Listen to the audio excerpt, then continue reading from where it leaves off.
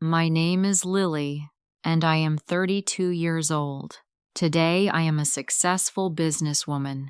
People see my expensive clothes, my big house, and my powerful company, but they do not know the truth about my past. My life began with betrayal. When I was born, my father was disappointed because he wanted a son, but I was a daughter. He drank every night, shouted at my mother, and broke things in the house. Our home was always full of fear. When I was 7 years old, my father left us and never came back. After he left, my mother had to work very hard to survive. She washed dishes during the day and cleaned offices at night. We lived in a small basement room in San Francisco where the walls were wet and rats sometimes ran across the floor. Many nights I covered my ears just to sleep. My mother was always tired, and her hands were red and rough from strong cleaning chemicals. Even though I was very young, I tried to help her. I went with her to work, carried bags, and swept floors. We were often hungry. Sometimes people gave us old bread, and sometimes my mother skipped meals so I could eat. Every month, the landlord knocked loudly on our door and shouted for rent. My mother begged for more time, but he never cared. Even though life was hard, I loved my mother very much. She was the only person I had, and I believed she loved me too. But one cold winter night, everything changed. My mother woke me up in the dark and told me to get dressed because we were going somewhere. I was confused, but followed her through the cold streets until we reached a big house with iron gates. My mother knocked on the door, and a woman in a black dress opened it. Inside the house, a rich elderly couple was sitting in a beautiful living room filled with expensive furniture. My mother pushed me forward and said, "This is my daughter, Lily. She is 9 years old. She is healthy and can work." The man looked at me carefully and asked if I could clean and cook. My mother quickly said yes. Then the woman said they would give her $9,000. My heart started beating fast. I looked at my mother, but she was only looking at the money on the table. I grabbed her hand and asked what was happening. She pulled her hand away. I begged her not to leave me, but she pushed me to the floor and said something that broke my heart forever. She told me that if I followed her, I would no longer be her daughter. Then she took the money and walked out of the door without looking back. That night, I learned a painful truth my own mother had sold me. I cried until I had no tears left. The couple's names were Mr. and Mrs. Harrison. They were very rich, but they were cold and strict. They did not want a child. They wanted a servant. Mrs. Harrison gave me a small, dark room in the attic and old clothes to wear.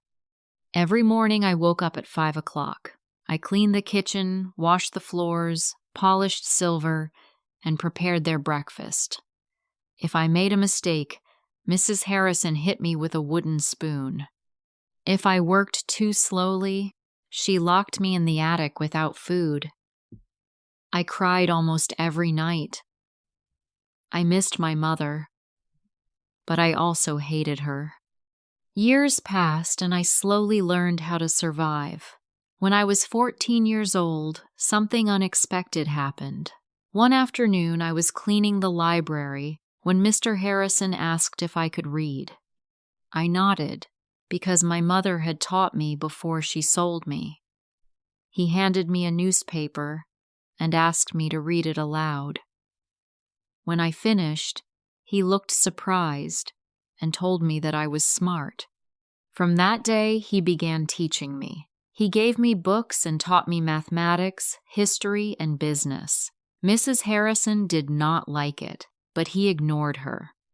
For the first time in my life, someone believed in me.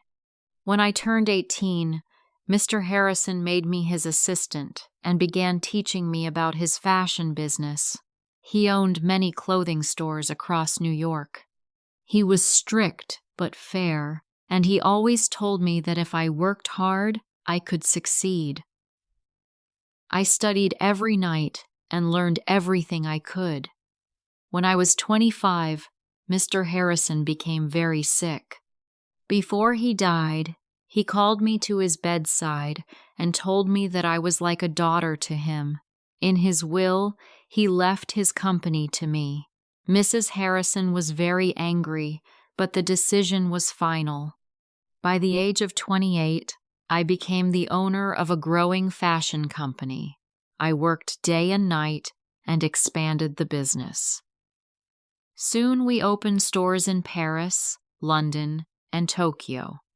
People began calling me Miss Lily, and many respected me as a powerful business leader.